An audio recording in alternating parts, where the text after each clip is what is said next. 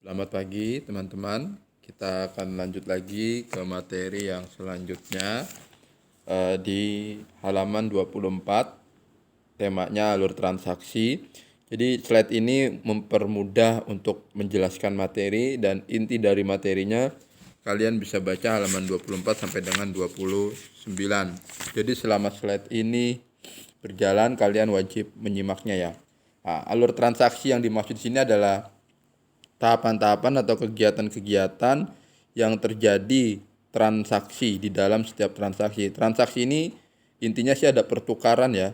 Jadi pertukaran nilai yang dimaksud itu bisa dalam artian pertukaran nilai uang. Kalau kita mau mendapatkan barang, maka kita harus menukar sejumlah nilai barang tersebut. Apalah tukarnya? Uang. Berarti uang tersebut adalah bagian dari transaksi pertukaran barang. Pertukaran dua benda antara uang dengan barang.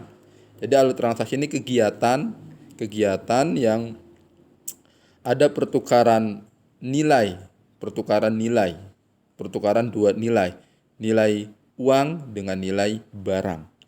Nah, nilai uang dengan nilai barang kalau di kegiatan bisnis atau kegiatan sehari-hari kita lakukan dalam aktivitas jual beli. Tapi didahului dengan pembelian dulu ya. Pembelian, kita baru bisa menjual kalau kita sebagai pedagang setelah kita melakukan pembelian barang yang akan dijual.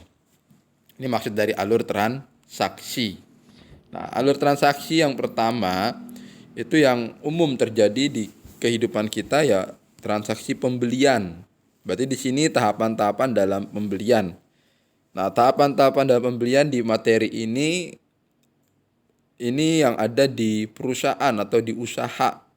Jadi kalau di dalam sebuah usaha atau perusahaan besar ketika melakukan pembelian, nah di situ ada tahapan-tahapannya. Tahapan-tahapan ini disebut sebagai alur. Kalau sudah sampai pembelian barang, maka akan kembali ke tahap yang pertama lagi. Tahap yang pertama itu seperti menyertakan surat permintaan pembelian. Artinya kita kalau di perusahaan besar mau membeli barang maka harus membuat dulu surat permintaannya. Apa barang yang mau dibeli. Jadi tidak hanya dalam bentuk ucapan doang. Apa yang mau barang dibeli, kemudian berapa jumlahnya, berapa harganya, untuk keperluan apa nanti. Nah, itu namanya ada di surat permintaan pembelian. Terus kemudian seperti juga kalau kalian belanja online, di situ kan juga kalian tidak langsung hanya mau belanja aja, tapi kalian harus mengisi dulu ya, mengisi alamatnya, memilih barang apa yang mau dibeli, kemudian baru melakukan pembayaran. Setelahnya membuat surat permintaan penawaran harga. Nah, kalau kita mau beli barang, maka di situ kita akan minta listnya, harga barang yang mau kita beli. Nah, ini umumnya kalau yang barang-barang jumlahnya besar ya. Barang-barang yang jumlahnya besar, maka kita perlu harga dari si suppliernya. Kita perlu harga dari supplier. Nah, kalau kayak gini bisa by phone ya, bisa lewat telepon. Atau kalau resmi yang hubungannya dengan pemerintahan, maka perlu membuat surat permintaan penawaran harga. Si supplier menawarkan harga barang, misalkan kayak 1 unit PC itu 6 juta. Nah, nanti di 6 juta itu ada spesifikasinya. Kenapa kok bisa harganya 6 juta? Seperti itu ya. Setelah itu mengirim surat order pembelian. Arti mengirim berarti menyampaikannya. Kita lagi butuh 10 PC beserta printer atau peralatan-peralatan kantor dan perlengkapan kantor. Nah, itu diisi order. Order itu pesanan ya, order pembeliannya. Seperti kayak kalian belanja di Tokopedia atau di Shopee atau di Bukalapak, itu sebelum melakukan pembayaran kan mengisi order pembelian dulu. Ya. Baru nanti kalau sudah dibayar, nah ordernya sudah sampai ke si penjual. Sudah sampai dan harus siap dikirim. Mengirim surat order pembelian. Apa aja yang ada di sini ya? Ada nama ininya, nama kita, ada nama pemasok, barang yang mau kita beli itu apa aja, ya, jangka waktu pengiriman, ada syaratnya apa aja. Nah, ini ada di dalam surat order pembelian. Yang berikutnya membuat laporan penerimaan barang. Nah, ini setelah barangnya sampai ya. Setelah barangnya sampai, maka disamakan dengan yang order beli sesuai atau tidak dan dikumpulkan, diarsipkan.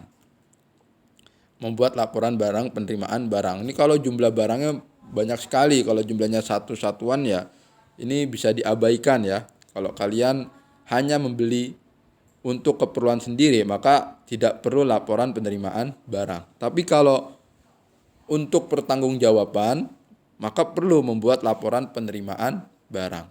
Kemudian menyimpan bukti pengeluaran kas. Nah, ini apa? Ini bukti pembayarannya. Dalam bentuk apa? Ya bukti transaksi penerimaan barang. Itu kan kalau kita bayarnya bayar transfer, maka di situ ada bukti pengeluaran uang untuk transfer. Bukti transfernya dan surat barang yang datangnya disatukan. Itu dikategorikan sebagai bukti pengeluaran kas. Arti menyimpan berarti diarsipkan ya. Diarsipkan laporan pengeluaran kasnya. Bukti pengeluaran kas. Apa aja ya? Ada kwitansi, ada faktur. Berikutnya, alur penjualan. Apa bedanya pembelian dengan penjualan? Kalau penjualan kan kegiatan mengurangi jumlah barang yang tersedia dan kemudian mendapatkan laba. Ya, kegiatan mengurangi jumlah barang yang tersedia dan mendapatkan laba. Itu sebagai akibat dari adanya penjualan. Kalau di usaha dagang itu barang yang belum terjual disebutnya persediaan. Kalau di usaha dagang ya, barang yang belum dijual disebutnya persediaan atau populernya stok lah ya atau inventory. Nah, kalau yang sudah terjual ya disebutnya penjualan. Itu barang-barang yang sudah laku penjualan. Nah, di penjualan itu ada harga barang pada saat dibeli plus labanya. Harga barang pada saat dibeli plus labanya. Itu disebut penjualan. Jadi kalau penjualan tidak ada laba, ya bukan disebut penjualan itu ya. Setiap penjualan itu idealnya harus ada laba. Idealnya harus ada laba. Walaupun besarannya mungkin hanya 5% atau 10%. Awal-awal menjual mungkin labanya sampai 50%. Karena untuk menghabiskan stok maka labanya diturunin jadi 10%. Nah, itu yang disebut sebagai diskon besar-besaran, sales. Ya. Alur penjualan yang dimaksud di sini adalah tahapan yang berlaku atau dilalui ketika melalui penjualan. Ya, usahanya ini identik dengan usaha retail, jual beli ya, usaha retail. Apa aja yang dilakukan kalau kita mau melakukan penjualan barang atau mau buka toko, ya survei pasar. Survei pasar di sini dilihat barang apa yang laku. Barang apa yang laku itu kalau mau dijual, ya. Kalau mau dijual. Tapi kalau mau ininya punya tokonya dilihat dulu apakah tokonya itu ramai atau tidak. Kalau sudah lihat oh ramai, di sini barang yang laku ini. Nah, baru kalian berpikir untuk menyediakan stoknya ya. Kalau langkah-langkah yang ada di buku ini yang pertama proses penjualan dimulai dari permintaan oleh pelanggan. Dapat lisan atau tulisan. Yang kedua negosiasi. Jadi ini tawar-menawar harga ya. Apakah ada potongan atau tidak atau ada benefit lain yang akan diperoleh. Berikutnya membuat dan menandatangani surat perjanjian. Nah, ini kalau penjualannya penjualan dengan distributor besar ya, dengan distributor besar. Misalkan kalau di alur penjualan produksi perusahaan itu tangan pertama produsen utama, kemudian ada yang kedua distributor pertama ya, yang tangannya dari perusahaan, baru ada distributor wilayah. Dari distributor wilayah ada yang agen-agen. Dari agen-agen ada pengecer. Nah, itu melakukan perjanjian, surat perjanjian penjualan. Kemudian membuat faktur ini kalau didefinisikan ya bukti transaksi untuk penjualan kredit, tapi sekarang mau tunai atau kredit disebutnya faktur. Tidak masalah ya. Itu hanya penggunaannya aja. Atau invoice kalau bahasa Inggrisnya. Memang kebanyakan kalau penjualan itu bayarnya tidak tunai ya, bayarnya bertahap.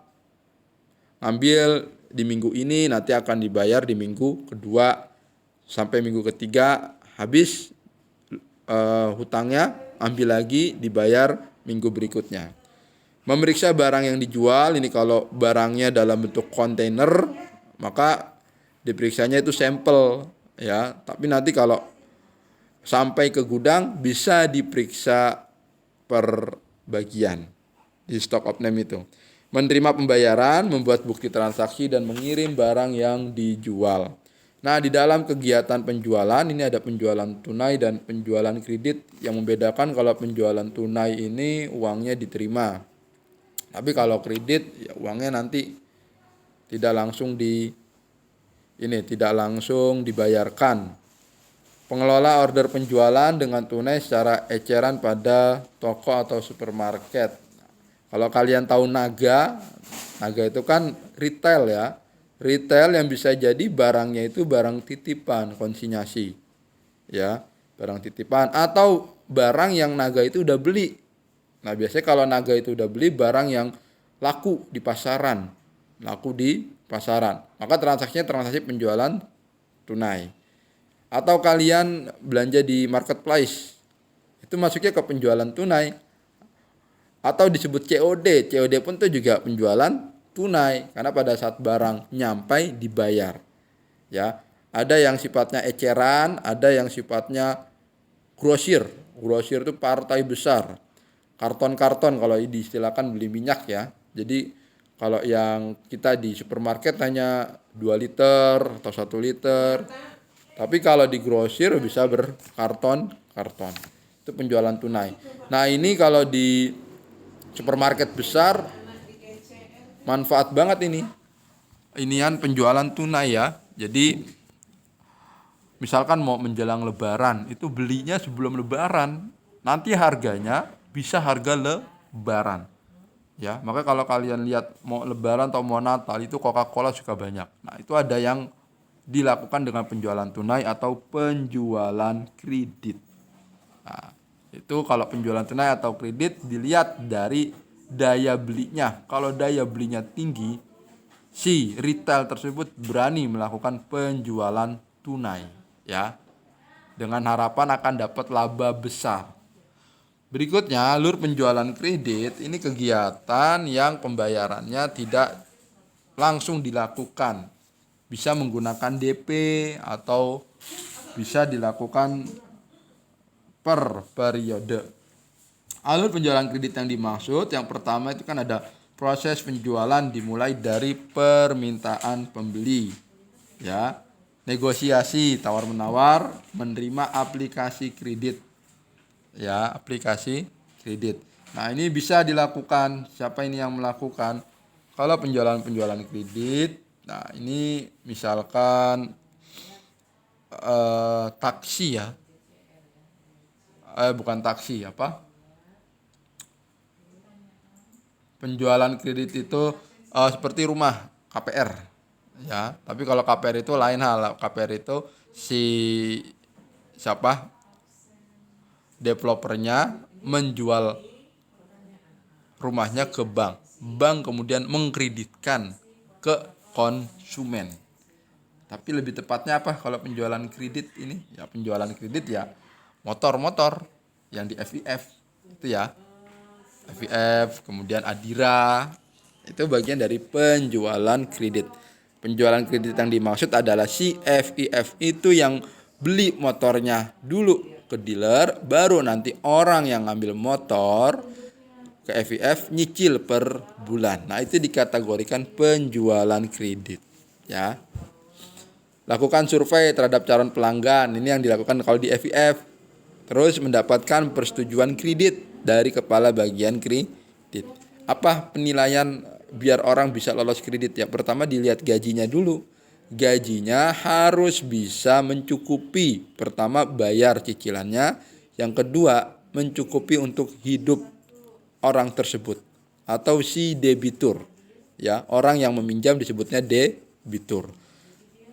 Misalkan kalian mau beli motor itu yang cicilannya 700.000. Yang cicilannya 700.000. Nah, gaji kalian awal kalian kerja 4 juta. 4 juta ya. Karena kalian ini bujangan, maka rumus orang kredit itu ya 4 juta dibagi 2 ya. 4 juta bagi 2 kan 2 juta. Sedangkan cicilan kalian cuma 700.000. Nah, maka kalian akan diizinkan atau akan boleh melakukan penjualan kredit. Karena dari gaji kalian dibagi 50% aja 2 juta, itu kalian masih sanggup bayar. Ya. Utang kalian itu cuman 700.000 angsurannya. Ya. Yang tidak boleh berapa, Mister? Yang tidak boleh itu kalau cicilannya itu di atas dari 4 juta. Misalkan di atas dari 3 juta ya, di atas dari 3 juta. Gaji kalian 400.000. Cicilannya 3.100.000. Bagaimana mungkin orang bisa hidup 900.000 untuk 1 bulan minimal. Kalau motor kan bisa 36 bulan ya, bisa 36 bulan, 3 tahunan lah kurang lebih. Nah, itu ya. Itu alur penjualan kredit. Nah, alur-alur yang bisa kalian pelajari itu kalau di perusahaan yang biasa terjadi itu pertama selalu dimulai dengan transaksi pembelian. Beli barang dulu. Setelah udah beli barang, barangnya nyampai, masuk gudang, baru ditawarkan ke konsumen. Nah, disitulah muncul 2 kemungkinan, penjualan kredit atau penjualan tunai. Kalau penjualan tunai, uangnya langsung diterima. Ya, uangnya langsung diterima. Kalau penjualan kredit, uangnya nanti diterima, tapi bakal diterima. Uang yang nanti bakal diterima itu disebutnya piutang dagang. Uang yang nanti bakal diterima disebutnya piutang dagang, atau si perusahaan menyebutnya sebagai tagihan. Kemudian ada lagi transaksi yang terjadi lagi, pengeluaran uang kas. Jadi kalau dibuat siklusnya, pasti ada siklus pembelian, ada siklus penjualan, ada siklus penerimaan uang, ada siklus pengeluaran uang. Yang keempat siklus tersebut saling berhubungan ya, saling berhubungan. Kalau pembelian hubungannya dengan apa, Mister? Pembelian hubungannya dengan pengeluaran uang. Nah, kalau penjualan hubungannya dengan penerimaan uang. Selalu begitu berulang-ulang. Kalau seandainya ada yang macet satu aja, yang macet misalkan penjualan, beli kemudian dijual tapi tidak ada penerimaan uang, macet, kan akan berdampak tidak akan bisa lagi beli barang yang mau dijual. Jadi kedua bagian tersebut, pembelian dan penjualan itu harus akur, harus sejalan ya. Oke, ini penjelasan yang bisa saya sampaikan dalam bentuk PowerPoint. Silakan kalian ulang lagi, kalian pahami, kemudian kalian salin apa yang saya jelaskan hari ini dan nanti jawab yang ada di GCR ya. Jatah kita belajar itu 2 jam pelajaran. 2 jam pelajaran setara dengan kurang lebih 1 jam. 1 jam atau 60 menit. Kurang lebih 30 menit kalian buat menyimak dan menyalin, yang 30 menit berikutnya buat mengerjakan tugas di GCR. Tugas pemahaman ya. Silakan diulang-ulang lagi. Sekian materi dari saya. Terima kasih. Selamat siang semuanya.